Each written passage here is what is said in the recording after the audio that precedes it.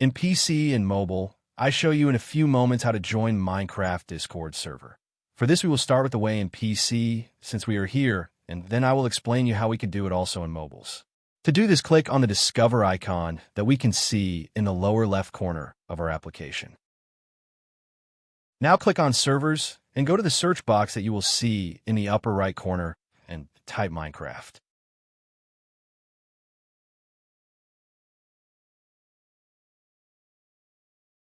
Now click on the server we are looking for, and then click on the Join button at the top of our Discord application. Congratulations, you are already inside the Discord server on PC.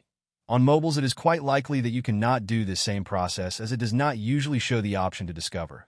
That's why I'll leave a link to access to this server in the description of this video.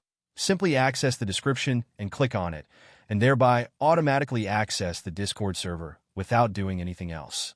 Please give a like to this video, comment, and subscribe. Until the next one.